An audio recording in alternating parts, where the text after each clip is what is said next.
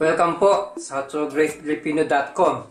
Ngayon po, ang lulutuin natin ay ang kamarong rebosado. So, ito po ang ating mga gagamitin. Hipon or prawn, meron na po ako dito nilinis na hipon. Okay po yung size niya, malaki.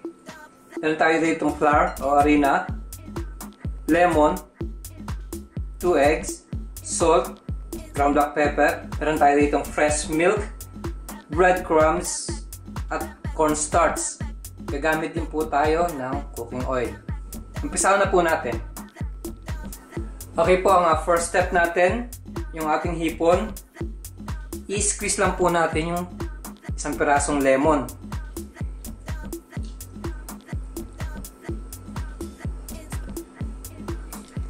Ganyan lang po. Tapos, maglalagay tayo ng konting salt. Konti lang dahil yung ibang salt ilalagay natin doon sa butter na gagawin natin. Konting paminta. Haluin natin. So, hayaan natin ito mababad ng mga 30 minutes para yung lasa niya mag-penetrate sa loob. Tapos, ituro ko sa inyo yung ating susunod na gagawin. Ngayon po,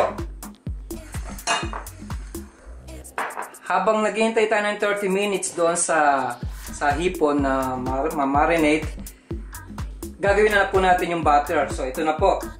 Meron tayo ritong harina. Ilalagay na po natin yung ating cornstarch, ang ating breadcrumbs, yung natitirang salt, paminta natin. So, haluin po muna natin.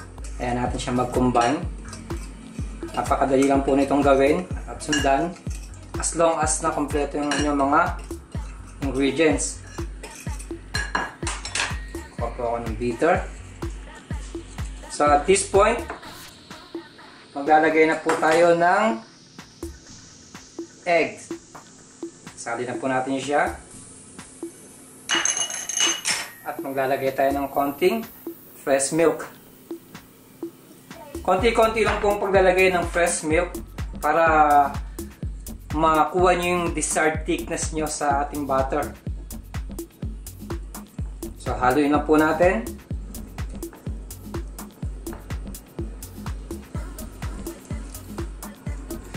So, okay na po.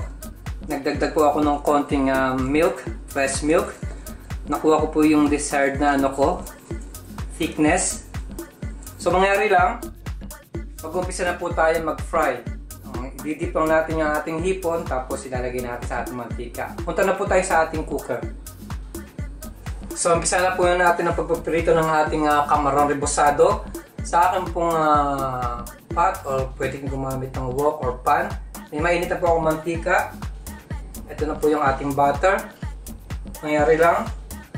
Pala nakalimutan ko sabihin, pag naglinis kayo ng hipon, huwag nyo tatanggalin yung tail. Dahil yun ang hindi magandang kalalabasan ng ating kamarong rebosado. Kasi yun ang hahawakan nyo, yung ating buntot. Okay? Ganyan lang po. Sasawsaw lang natin. Yung tail, huwag nyo sasawsaw. Yun ang pinaka-holder nyo. Tapos, so, iisa-isahin natin siya hanggang maubos yung ating hipon. Tapos, babalik lang natin siya. Maximum 5 minutes. Luto na po yung ating kamarong rebosado. Uubusin ko lang po siya. Ganun lang po kasimple. Tapos, ipe-present ko na sa inyo sa table.